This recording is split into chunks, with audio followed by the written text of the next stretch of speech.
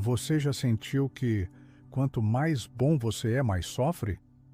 Essa pergunta me atravessa como uma lâmina fina, silenciosa, que corta sem que eu perceba. Sempre me disseram que ser bom era a maior das virtudes. E eu acreditei. Acreditei tão profundamente que transformei minha vida inteira em uma espécie de altar. Sacrifiquei tempo, emoções, amor. Tudo em nome dessa ideia quase sagrada. Mas há algo que ninguém me contou. Quando você se entrega demais, sem limites, sem reservas, torna-se um campo aberto para as investidas mais sutis do egoísmo alheio. Schopenhauer dizia que o querer humano é uma maldição. E eu, querendo ser aceito, querendo ser amado, me tornei prisioneiro da minha própria virtude. Não percebi que, enquanto oferecia o melhor de mim, aos poucos, ia perdendo tudo: a força, a paz, a identidade. Hoje eu entendo. O excesso de bondade não é um dom, mas um fardo invisível, um peso que silenciosamente afunda. E é sobre isso que quero falar, sobre esse abismo discreto onde muitos caem, acreditando que estão fazendo o bem, quando na verdade estão apenas se abandonando. Você já esteve nesse lugar? Se sim, este é o momento de enxergar o que antes parecia invisível. Desde muito cedo, aprendi que ser bom era mais do que uma escolha, era uma necessidade. Na infância, percebi que o afeto vinha como recompensa por comportamentos dóceis, por gestos generosos, por silenciar meus próprios desejos para agradar aos outros. A bondade, então, não nasceu como expressão natural da minha essência, mas como um mecanismo de sobrevivência emocional. Ser bom significava ser aceito. Significava não ser punido, não ser rejeitado, não ser esquecido. Assim, fui moldando minha identidade a partir da ideia de que agradar era o caminho mais seguro e, ao mesmo tempo, mais perigoso. As primeiras frustrações não demoraram a chegar. Pequenos episódios, quando me esforcei para ajudar, mas não recebi sequer um olhar de gratidão. Quando cedi o que tinha, esperando afeto, e colhi apenas indiferença. Ainda assim, insisti. Afinal, acreditei que se fosse suficientemente bom, em algum momento alguém perceberia, alguém corresponderia. Mas a verdade que eu não via, e que hoje reconheço, é que aquela bondade aparentemente pura era uma defesa. Eu não queria só ser bom, eu queria ser amado. E essa necessidade disfarçada de virtude foi a semente silenciosa de todas as dores que vieram depois. Com o passar dos anos, percebi que minha vida girava em torno de um ciclo silencioso, quase imperceptível. Eu me entregava, me doava, me despia de todas as defesas e era abandonado. Sempre o mesmo roteiro, sempre a mesma sensação sufocante de ser usado, mas nunca, de fato, valorizado. Entrava em relações onde eu oferecia tudo: meu tempo, minha escuta, meu afeto, meu esforço. E no início, parecia que isso bastava, que o vínculo seria forte e recíproco. Mas, invariavelmente, quando eu precisava de amparo, de acolhimento, de um gesto que dissesse "eu me importo", o silêncio. Comecei a perceber que minha bondade atraía pessoas que sabiam tomar, mas não sabiam devolver. Eu me tornava o ombro onde muitos choravam, o conselheiro que todos procuravam, mas nunca aquele que alguém perguntava: "E você? Está bem?" Essa entrega sem retorno criava uma dor profunda, mas discreta. Uma ferida que eu mesmo disfarçava, fingindo que ser bom me bastava. O mais perverso era a invisibilidade desse sofrimento. Para os outros, eu era apenas uma pessoa boa, admirável até, mas ninguém via o preço que eu pagava, o esgotamento silencioso de alguém que, no fundo, só queria ser amado na mesma medida em que amava. O colapso não veio de uma vez, mas se formou lentamente, como uma represa trincada, que, a cada nova frustração, ganhava mais uma rachadura. Até que um dia, enfim, tudo rompeu. Foi após uma grande decepção. Mais uma, mas, desta vez, definitiva.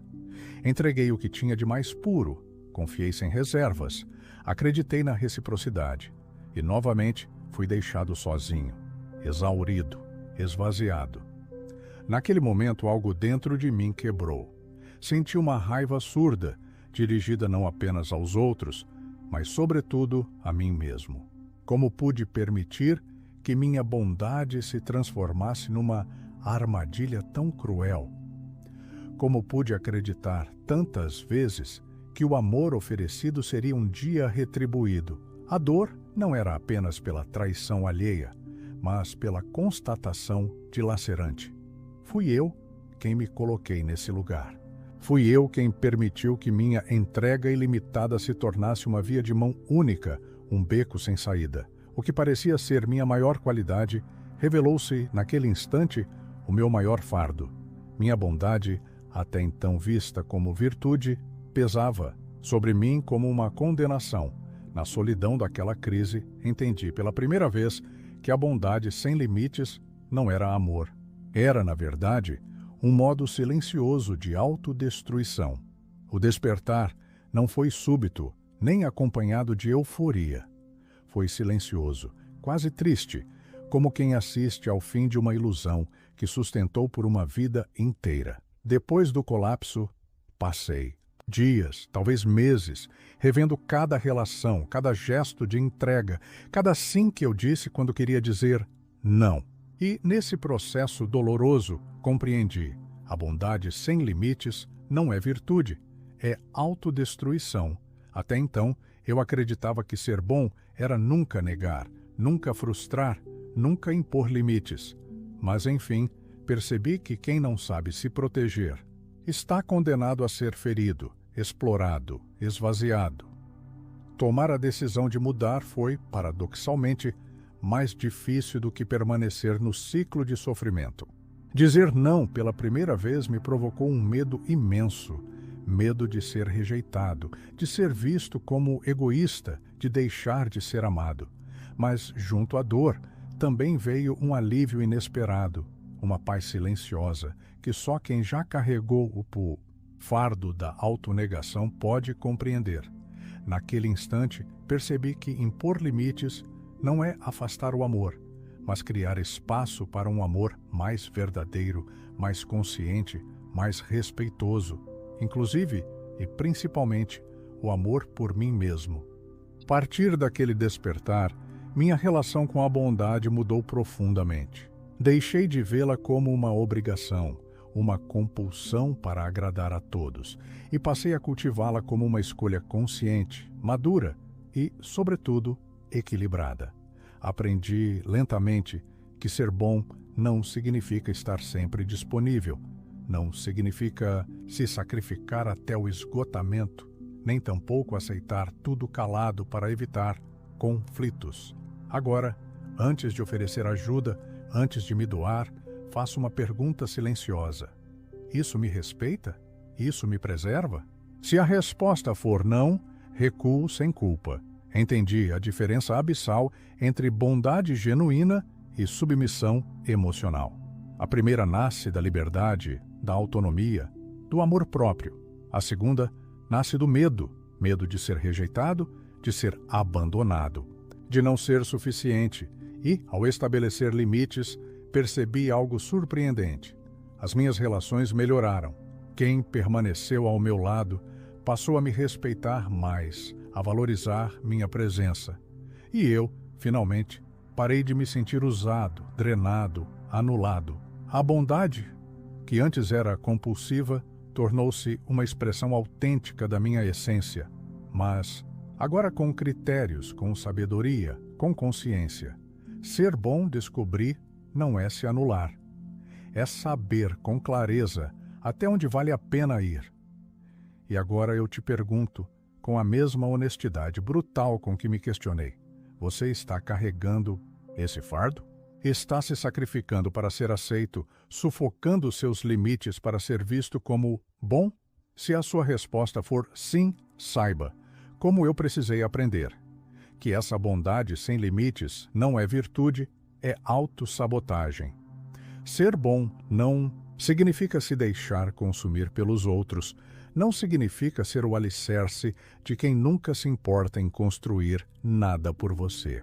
Ser bom é, antes de tudo, um ato de amor próprio, de sabedoria, de discernimento. Por isso, eu te encorajo. Observe suas relações, repare nos sims que disse quando queria gritar não. Não tenha medo de impor limites, de se proteger, de priorizar sua saúde emocional. Isso não te faz egoísta, te faz humano. A bondade é uma força extraordinária, mas apenas quando exercida com consciência. Caso contrário, ela se transforma numa fraqueza, numa prisão invisível que corrói por dentro. Lembre-se, bondade é força quando consciente, mas fraqueza quando compulsiva. Escolha ser bom, sim, mas nunca à custa de si mesmo. Você merece respeito, inclusive, e principalmente, o seu próprio. Se esse conteúdo tocou você de alguma forma, inscreva-se no canal. Aqui a gente fala sobre o que ninguém tem coragem de dizer, com profundidade, verdade e alma. Aperta o botão, ativa o sino e vem refletir comigo. Até o próximo vídeo.